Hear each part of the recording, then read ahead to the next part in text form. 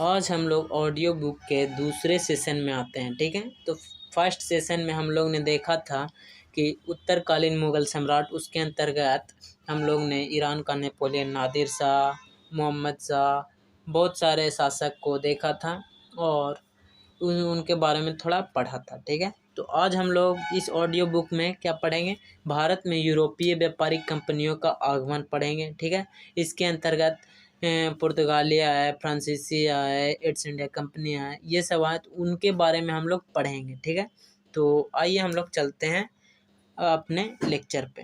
तो इसमें आते हैं सबसे पहले भारत की खोज वास्को डी गामा ने 1498 ईस्वी को किया। 17 मई इम्पोर्टेंट नहीं है, 17 मई 1498 को किया। ठीक है, तो सबसे पहले ये कालीकट बंदरगाह पे आए थे। वहाँ अब्दुल मनीद के सहयोग से, ठीक है, अब्दुल मनीद के सहयोग से, गुजराती पथ प्रदर्शक था, उसके सहयोग से इन्होंने भारत एवं यूरोप के बीच के रास्ता को खोजा। ठीक है, तो हम लोग ये पॉइंट को अच्छे से देख सकते हैं क्या, कि वास्को डी गामा 1498 ईस्वी में कालीकट बंदरगाह पर आए थे और गुजराती पथ प्रदर्शक कौन थे, अब्दुल मनीद। ठीक है, अब्दुल मनीद के सहयोग से इन्होंने भारत एवं पुर्तगाल के बीच रास्ता खोजा था। ठीक है, उसके बाद आते हैं हम लोग आगे। तो 1505 ईस्वी में फ्रांसिस्को द अल्मेडा, ठीक है, 1505 ईस्वी में फ्रांसिस्को द अल्मेडा भारत में पुर्तगाली वाइसराय बनकर आया। तो हम लोग देखें कि वास्को डी गामा ने तो रास्ता खोज दिया यूरोप एवं भारत के बीच का, लेकिन उसके बाद क्या हुआ कि प्रथम पुर्तगाली वाइसराय बनकर कौन आ गए, फ्रांसिस्को द अल्मेडा। कब आए, 1505 ईस्वी में। तो आप लोग बोलोगे कि हम लोग फ्रांसिस्को द अल्मेडा को क्यों याद रखें। ठीक है, भूल जाओ, लेकिन कोई पूछेगा कि प्रथम पुर्तगाली वाइसराय कौन था जो भारत में आया था, तो क्या बोलोगे, फ्रांसिस्को द अल्मेडा बोलना। कब आए थे, 1505 ईस्वी में। ठीक है, उसके बाद, ठीक है, एक याद कर लिए, एक कम से कम एक और याद कर लो। तो एक और क्यों याद करें, तो इसलिए याद करो कि उसका नाम अल्फांसो द अल्बुकर्क था। ठीक है, अल्फांसो द अल्बुकर्क था, तो वो 1509 ईस्वी में भारत में आया था। तो फिर आप लोग बोलेंगे उसका नाम कुछ भी रहे, अल्फांसो द अल्बुकर्क रहे या कुछ भी रहे, हम लोग दूसरा क्यों याद करें। तो दूसरा इसलिए याद करो क्योंकि 1509 ईस्वी में वो भारत में आया था। ठीक है, पुर्तगाली वाइसराय बनकर, और 10 में उसने गोवा जीत लिया, एक ही साल में कारनामा कर दिया। तो उसको तो याद रखना बनता है। तो कोई भी पूछेगा कि गोवा को किसने जीत लिया था, पुर्तगाली वाइसराय, किस पुर्तगाली वाइसराय ने गोवा जीता था, तो आप लोग सिंपली बोल सकते हो अल्फांसो द अल्बुकर्क। तो आप लोग बोलोगे एक ही साल में अल्फांसो द अल्बुकर्क गोवा जीत लिया, किससे जीता, तो जीता बीजापुर के यूसुफ आदिल शाह से 1510 ईस्वी में गोवा जीत लिया। ठीक है, तो 2 पॉइंट याद रखना है पुर्तगाली वाइसराय से, कि 1505 ईस्वी में प्रथम कौन था, फ्रांसिस्को द अल्मेडा। ठीक है, फ्रांसिस्को द अल्मेडा। और दूसरा में क्या, 1509 ईस्वी में अल्फांसो द अल्बुकर्क आया, जो यूसुफ आदिल शाह से 1510 ईस्वी में गोवा जीत लिया। ठीक है, ये याद हो गया होगा। उसके बाद आते हैं हम लोग 2 पॉइंट याद रखने, कोठी और बस्ती से। ठीक है, पुर्तगालियों ने अपनी पहली व्यापारी कोठी कहाँ बनाया था, कोचीन में। पुर्तगालियों ने अपनी पहली व्यापारी कोठी कहाँ बनाया था, तो कोचीन में, ये याद रखना। उसके बाद आते हैं दक्षिणी पूर्वी तट पर, नीचे साइड दक्षिणी पूर्वी तट पर पुर्तगालियों की एकमात्र बस्ती कौन थी, संथोमे एकमात्र पुर्तगालियों की दक्षिणी पूर्वी तट पर बस्ती थी। ठीक है, तो 2 पॉइंट याद रखना है, कौन कौन, पुर्तगालियों की पहली व्यापारी कोठी कोचीन में, और दक्षिणी पूर्वी तट पर पुर्तगालियों की एकमात्र बस्ती संथोमे कोची। ठीक है, अब आते हैं हम लोग आगे। पुर्तगाली से ये इतना ही पॉइंट है, 4 पॉइंट जो भी था हम लोगों ने कह दिया। अब आते हैं पुर्तगालियों के बाद कौन आते हैं, तो भारत में डच लोग आते हैं, जिसको हम लोग आज नीदरलैंड कहते हैं। ठीक है, तो नीदरलैंड कहते हैं, वही डच नाम से जाना जाता था पहले। तो पुर्तगालियों के बाद भारत में डच आया। पहला डच यात्री कौन था, तो कार्लेनियल हाउटमैन था। हाउटमैन नाम ही काफ़ी है, नीदरलैंड के था हाउटमैन। ठीक है, 1596 ईस्वी में भारत के पूर्व सुमात्रा पहुंचा। भारत के पूर्व सुमात्रा पहुंचा कब? 1596 ईस्वी में। कौन? डच थे। कौन? डच यात्री, प्रथम डच यात्री कार्लेनियल हाउटमैन थे। ठीक है, तो आगे आते हैं हम लोग कि 1596 ईस्वी में सुमात्रा पहुंचा हाउटमैन। ठीक है, डचों ने भारत में अपनी पहली व्यापारिक कोठी कहाँ स्थापित किया? कोठी अर्थात फैक्ट्री। ठीक है, तो डचों ने अपना पहला फैक्ट्री भारत में कहाँ स्थापित किया? तो 1605 ईस्वी में स्थापित किया मसूलीपट्टी में, मसूलीपट्टम में, या मसूलीपट्टी कुछ भी बोल सकते हो, मसूलीपट्टम में स्थापित किया। कब? 1605 ईस्वी में। और पुर्तगालियों ने कहाँ स्थापित किया था? कोचीन में।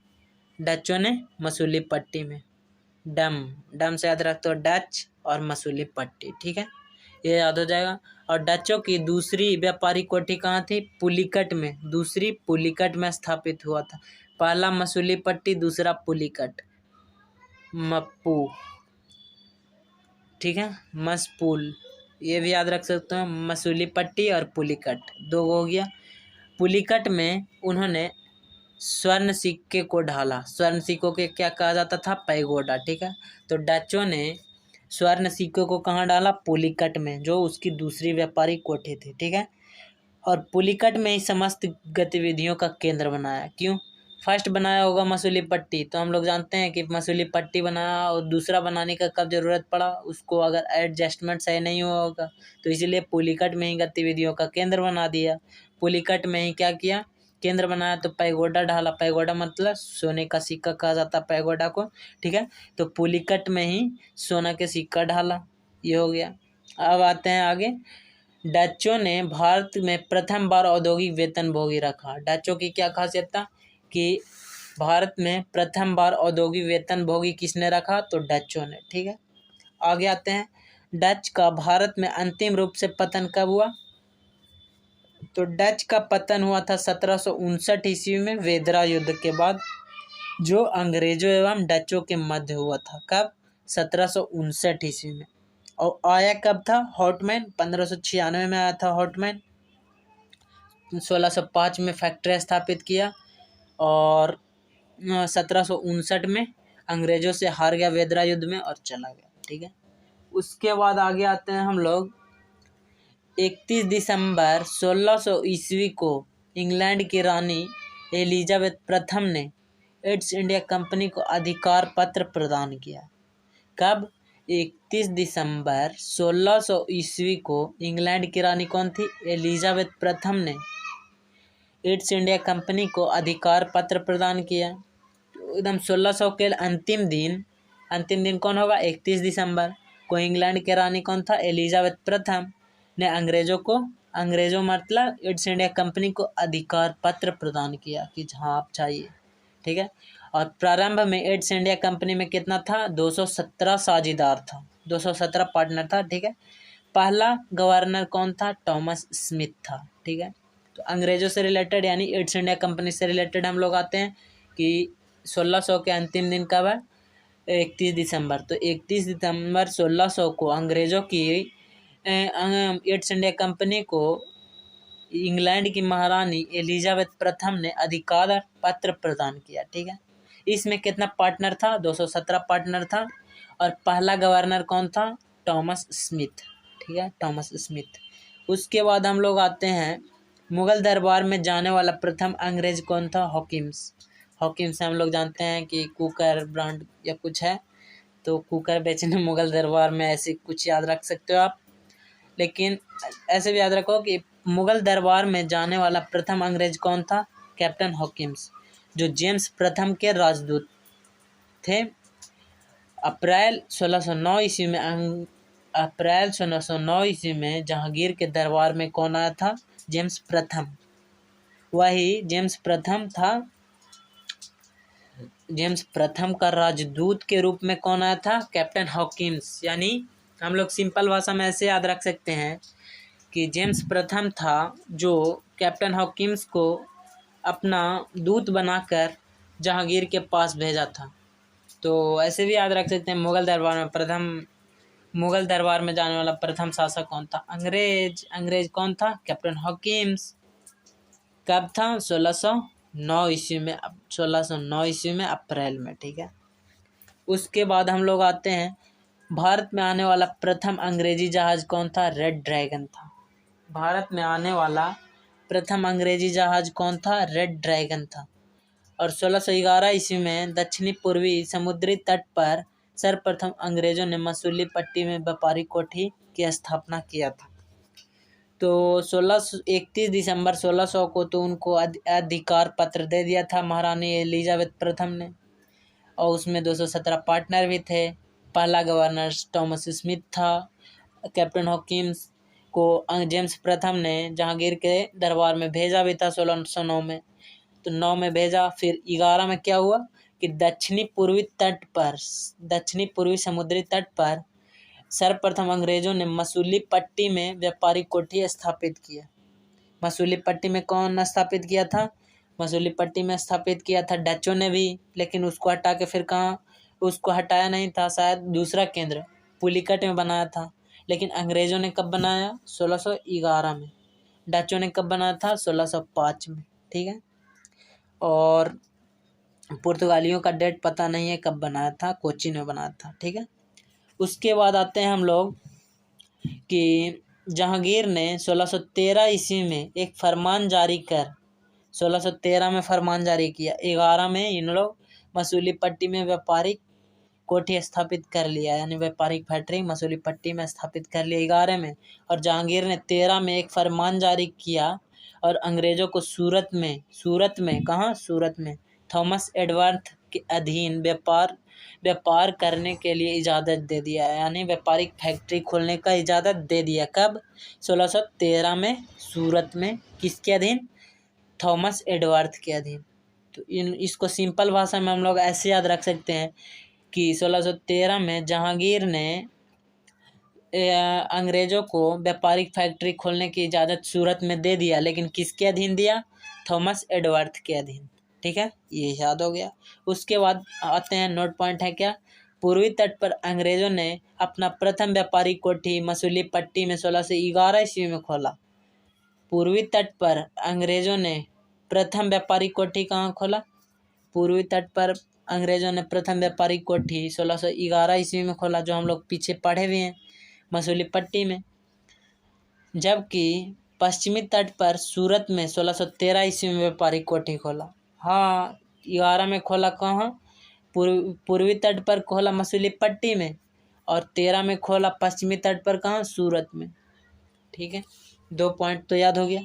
और पहली बार सूरत में 1608 ईस्वी में व्यापारिक कोठी की स्थापना करने का प्रयास किया गया था, यानी 13 में किया, लेकिन उससे पहले 5 साल पहले 1608 ईस्वी में व्यापारिक कोठी स्थापना करने का प्रयास किया गया था, शायद नहीं हो गया, ठीक है। 15 में क्या हुआ था? 1615 ईस्वी में सम्राट जेम्स प्रथम, ठीक है, जेम्स प्रथम वही होगा। 1615 ईस्वी में जेम्स प्रथम ने सर टॉमस रो को अपना राजदूत बनाकर मुगल दरबार, ठीक है, मुगल सम्राट जहांगीर के दरबार में भेजा। टॉमस रो को जेम्स प्रथम ने भेजा कब? 1615 ईस्वी में। रो फरवरी 1619 ईस्वी तक भारत में रहा, यानी 4 साल तक रहा। 15 में भेजा, जेम्स प्रथम भेजा, और उन्होंने सर टॉमस रो को, लेकिन रहा कब तक? 1619 तक, 4 साल तक। रो जहांगीर एवं खुर्रम से अंग्रेजों के लिए कुछ व्यापारिक छूट प्राप्त करने में सफल रहा। रो जहांगीर एवं खुर्रम, जहांगीर के पुत्र खुर्रम अर्थात शाहजहां, ठीक है, जहांगीर के पुत्र शाहजहां था, उसको खुर्रम भी बोला जाता है, ठीक है। अंग्रेजों ने 4 साल रहा सर टॉमस रो इसके दरबार में, तो समझो कि कुछ अपने लिए छूट प्राप्त किया ही होगा। कोई भी 4 साल रह के पारिवारिक माहौल जैसा बन जाता हो, वो भी कुछ छूट प्राप्त करने में सफल हो गया। तो पहले किसको भेजा था मुगल दरबार में? जेम्स प्रथम ने कैप्टन हॉकिंस को भेजा था। कब भेजा था? कैप्टन हॉकिंस को 9 में भेजा था। फिर 6 साल बाद भेजा 15 में सर टॉमस रो को भेजा, ठीक है, 15 में भेजा, 19 तक रहा भारत में, ठीक है। आगे आते हैं कि 32 ईस्वी में 1632 ईस्वी में, ठीक है, गोलकुंडा के सुल्तान ने अंग्रेजों को एक सुनहला फरमान दिया। सुनहला फरमान दिया कौन? गोलकुंडा के सुल्तान ने अंग्रेजों को एक सुनहला फरमान दिया, जिसके अनुसार अंग्रेज सुल्तान को 500 पैगोडा वार्षिक कर देकर गोलकुंडा राज्य के बंदरगाह पर स्वतंत्रता पूर्वक व्यापार कर सकते थे। इसका मतलब समझा? हम समझाते हैं कि 1632 ईस्वी में क्या हुआ कि गोलकुंडा के सुल्तान ने अंग्रेजों को एक सुनहला फरमान दिया। गोलकुंडा के सुल्तान थे जो अंग्रेजों को एक ऑफर दिया, ठीक है, सुनहला फरमान उसको कहा जाता है, जिसके अनुसार क्या था, उसके अंतर्गत कि अंग्रेज सुल्तान को अर्थात गोलकुंडा के शासक को, अंग्रेज हमको 500 पैगोडा वार्षिक कर दो और गोलकुंडा राज्य के बंदरगाह पर एकदम फ्रीली व्यापार करो, यानी 500 पैगोडा लेकर व्यापार करने के लिए इजाज़त दे दिया। कौन? गोलकुंडा के शासक। 1632 ईस्वी में, ठीक है, 500 पैगोडा लेकर। उसके बाद हम लोग आते हैं, अगर आपको स्लो लगे तो आप 2x स्पीड पे भी सुन सकते हैं, लेकिन 2x पे मज़ा नहीं आएगा, ठीक है। आगे आते हैं हम लोग 1639 ईस्वी में अंग्रेज फ्रांसीसी डे। अंग्रेज का नाम क्या था? फ्रांसीसी डे। गजब गजब का नाम रखता है फ्रांसीसी डे। 1639 ईस्वी में फ्रांसीसी डे ने चंद्रगिरी के राजा, यहाँ का कैसा नाम है? चंद्रगिरी। स्थान का नाम भी है तो लग रहा आदमी का नाम, और वहाँ का आदमी का नाम भी है तो लग रहा दिन का नाम है, फ्रांसीसी डे, ठीक है। कुछ भी रहे, मजाक नहीं उड़ा सकते हैं। तो 1639 ईस्वी में अंग्रेज कौन था? फ्रांसीसी डे चंद्रगिरी के राजा से मद्रास पट्टे पर ले लिया। चंद्रगिरी के राजा से मद्रास पट्टे पर ले लिया।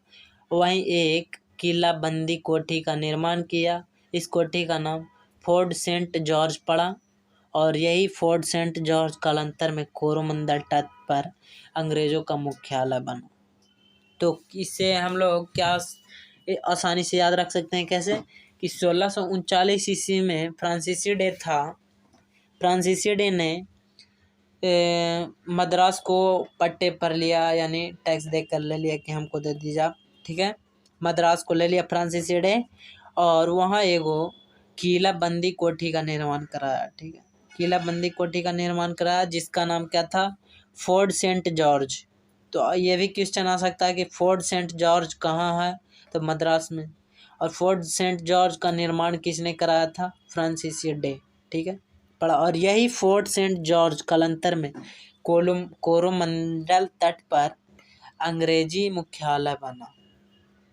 तो इसका इतना पापड़ बेल रहे हैं, जैसे कि फोर्ट सेंट जॉर्ज नाम पड़ा कोठी का, तो इसके बारे में हम लोग क्यों पढ़ रहे हैं? क्योंकि कालांतर में कोरोमंडल तट पर अंग्रेजी का मुख्यालय बना, अंग्रेजी व्यापार का मुख्यालय बनना। कौन?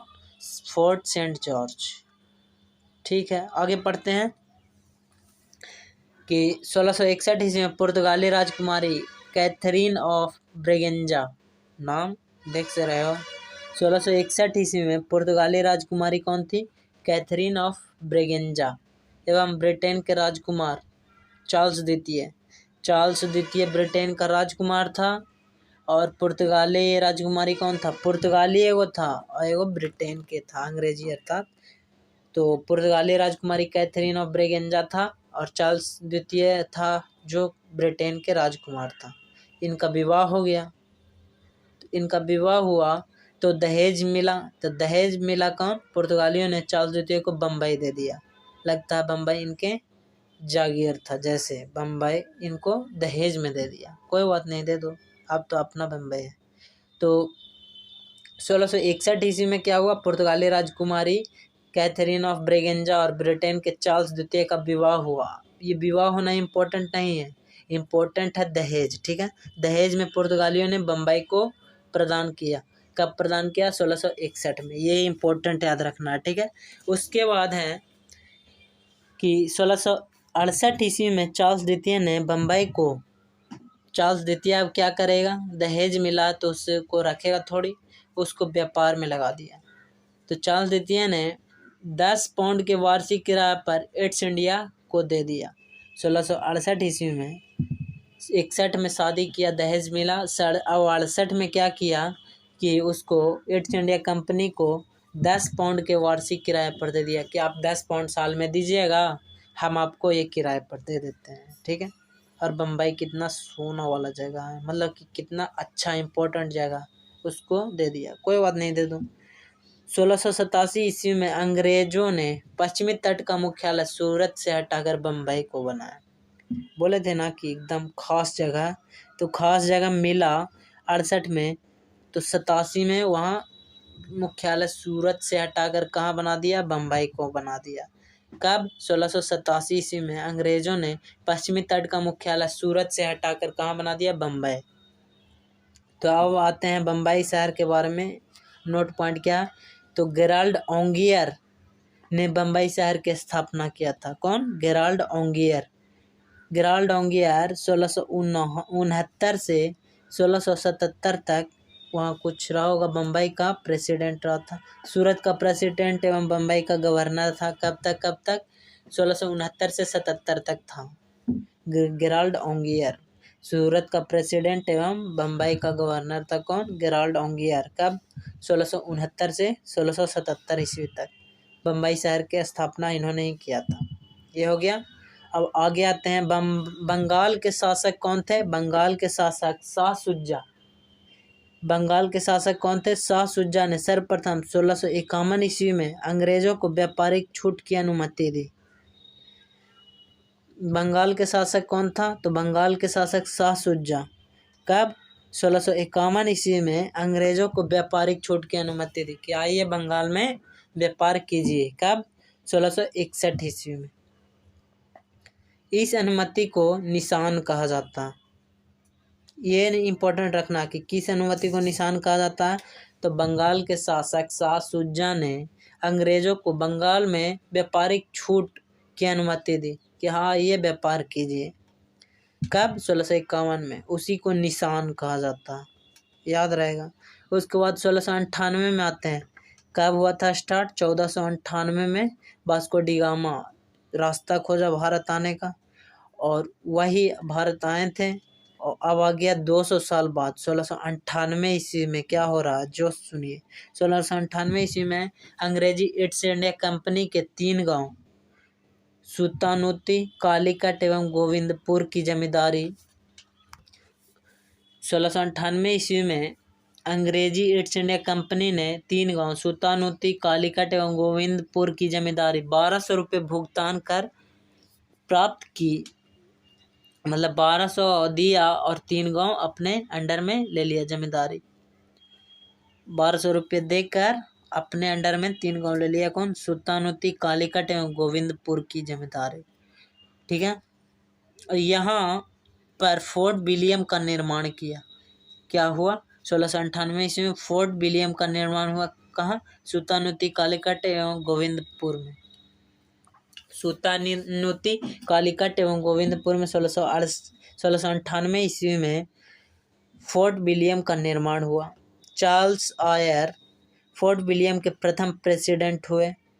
चार्ल्स आयर कौन थे? चार्ल्स आयर फोर्ट विलियम के प्रथम प्रेसिडेंट हुए। कालांतर में यही कलकत्ता नगर कहलाया। तो अब समझ में आया कहा इतना पापड़ बेला जा रहा था, जिसकी नींव 4 नौक ने रखी। कि इतना नींव 1698 में ईस्ट इंडिया कंपनी ने 3 गांव कौन कौन? सुतानुती, कालीकट एवं गोविंदपुर की जमींदारी 1200 रुपये में लिया अपने अंडर में। 1200 रुपये भुगतान कर अपने अंडर में लिया और वहाँ फोर्ट विलियम का निर्माण किया। फोर्ट विलियम का निर्माण किया, उससे हमको का तो फोर्ट विलियम निर्माण किया। चार्ल्स आयर उसके प्रथम प्रेसिडेंट हुए। चार्ल्स आयर फोर्ट विलियम के प्रथम प्रेसिडेंट हुए। तो कोई कुछ हो, कोई किसी का निर्माण करे, हमको उससे क्या, तो उससे क्या है कि कलकत्ता यही नगर कहलाया बाद में। तो अब कलकत्ता के बारे में आप जानने में इंटरेस्टेड हो? यस।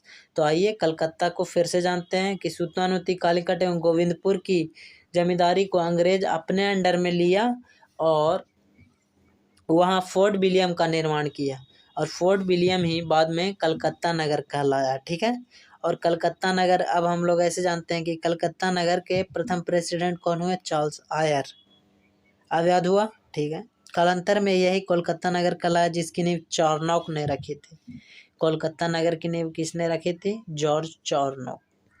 चार्नोक ने कलकत्ता नगर की नींव रखी थी। भारत में फ्रांसीसियों की प्रथम कोठी फ्रैंको कैरो के द्वारा सूरत में 1668 ईस्वी में स्थापित की गई। भारत में फ्रांसीसी की प्रथम कोठी फ्रैंको कैरो के द्वारा सूरत में 1668 ईस्वी में स्थापित की गई। भारत में फ्रांसीसियों की प्रथम कोठी कहाँ? फ्रैंको कैरो के द्वारा सूरत में 1668 ईस्वी में स्थापित किया गया। अब अंग्रेज जो होना था हो गया, लेकिन अब एंट्री मार दिया है फ्रांसीसी भी। ठीक है, तो फ्रांसीसी एंट्री मारा कब? 1668 में एंट्री मारा। 1698 में कोलकाता यानी कोलकाता फोर्ट विलियम के निर्माण हुआ, लेकिन उसके पहले क्या हुआ था कि भारत में फ्रांसीसियों ने अपनी कोठी स्थापित किया, फ्रैंको कैरो के द्वारा सूरत में स्थापित किया। यानी पहला फैक्ट्री कहाँ स्थापित किया? सूरत में स्थापित किया। ठीक है, तो सूरत में स्थापित किया। उसके बाद क्या हुआ? कब स्थापित किया? तो 1668 ईस्वी में। किसके द्वारा किया गया था? फ्रैंको कैरो के द्वारा। तो ये तो याद हो गया। उसके बाद आते हैं 1674 ईस्वी में फ्रांसीसी कंपनी के निर्देशक कौन थे? फ्रैंकोइस मार्टिन ने वाली कोडापुर के सूबेदार शेर खां लोदी से पुदुचेरी नामक एक गांव प्राप्त किया। कब किया? 1674 ईस्वी में फ्रांसीसी कंपनी के निर्देशक कौन थे? फ्रैंकोइस मार्टिन ने वाली कोडापुर। ठीक है, वाली कोडापुर के सूबेदार कौन था? शेर खां। वाली कोडापुर के सूबेदार शेर खां था, उससे फ्रैंकोइस मार्टिन ने 1674 ईस्वी में पुदुचेरी नामक एक गांव प्राप्त किया, जो कालांतर में पांडिचेरी के नाम से जाना जाता है। तो पांडिचेरी के नाम से जाना जाता है, उसका पूरा नाम क्या है? पुदुचेरी। तो हम लोग आते हैं कि पुदुचेरी नामक गांव फ्रैंकोइस मार्टिन ने किससे प्राप्त किया? तो वाली कोडापुर के सूबेदार शेर खां से प्राप्त किया 1674 ईस्वी में।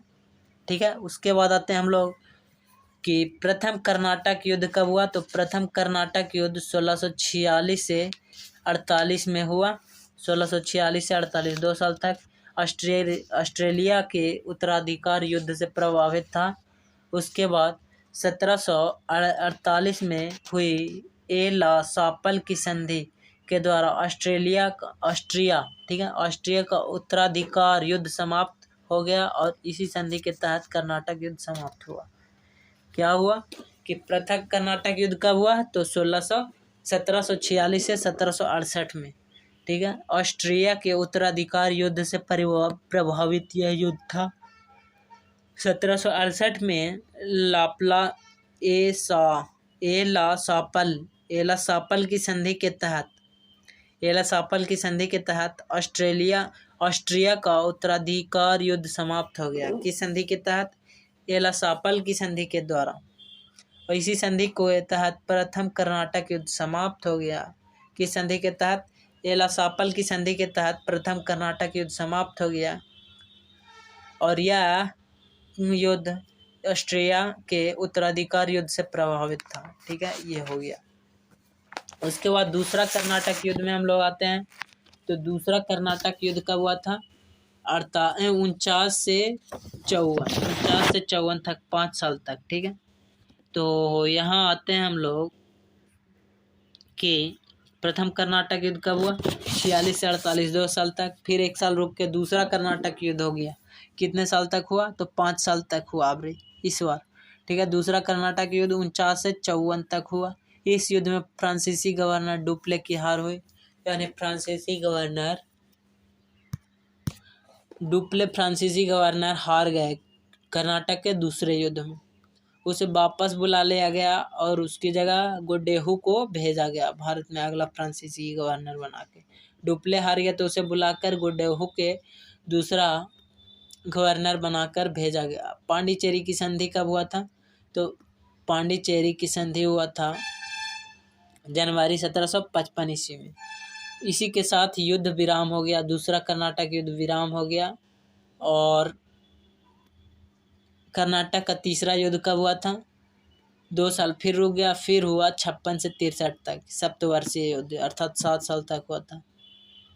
56 में शुरू हुआ और 7 सालों तक चला, ठीक है। पेरिस की संधि होने पर यह युद्ध समाप्त हो गया।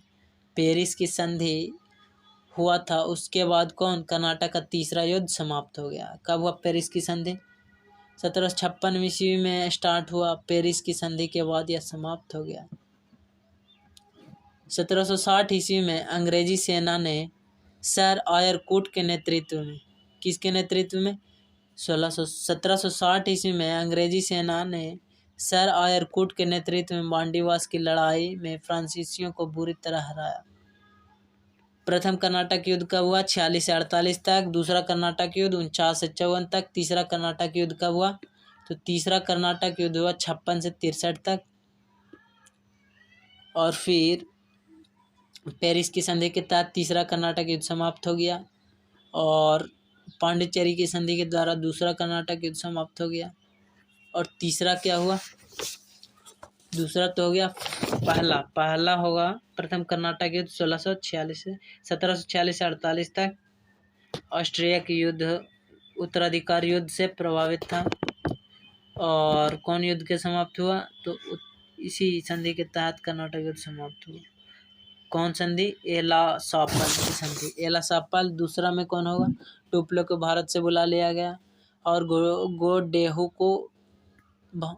को भारत में अगला फ्रांसीसी गवर्नर जनरल बना के भेजा गया। और पांडिचेरी की संधि जनवरी 1555 में युद्ध के साथ विराम हुआ, ठीक है। अब आगे आते हैं हम लोग कर्नाटक का तीसरा युद्ध।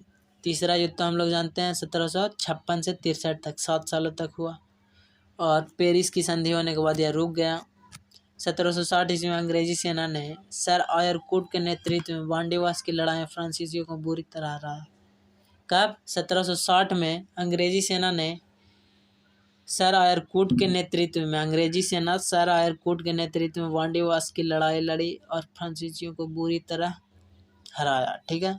उसके बाद 2 पॉइंट बच रहा है सिर्फ। 1761 में अंग्रेजों ने पांडिचेरी को फ्रांसीसियों से छीन लिया। कब? 1761 में। लेकिन क्या हुआ? 1763 में पेरिस की संधि 1763 में हुआ, उसके द्वारा अंग्रेजों ने चंद्रनगर को छोड़कर शेष अन्य प्रदेशों को लौटा दिया। यानी चंद्रनगर उसका हो गया, अन्य प्रदेश उसका हो गया। तो आगे आते हैं कि 1763 ईस्वी में पेरिस संधि के तहत अंग्रेजों ने चंद्रनगर को छोड़कर शेष प्रदेशों को लौटा दिया, जो 1749 ईस्वी तक फ्रांसीसी कब्जे में था। ये प्रदेश भारत की आज़ादी तक फ्रांसीसी कब्जे में रहे थे, ठीक है। कब? भारत की आज़ादी तक। 1739 से फ्रांसीसी कब्जे में थे। ये प्रदेश भारत की आज़ादी तक फ्रांसीसी कब्जे में रहे। आई होप आप 3 बार सुनिएगा, बहुत डिटेल में, बहुत आराम से समझाया गया, समझा कर पढ़ा गया। तो आपको ये ऑडियो बुक सुनने में कोई परेशानी नहीं होगा। सिर्फ आप मिनिमम 2 से 3 बार सुन लीजिए, पक्का आपको याद हो जाएगा। Thank you. आप अब नेक्स्ट वीडियो रहेगा बंगाल पर अंग्रेजों का आधिपत्य कैसे हुआ उसके बारे में रहेगा। तो उसमें 10-15 पॉइंट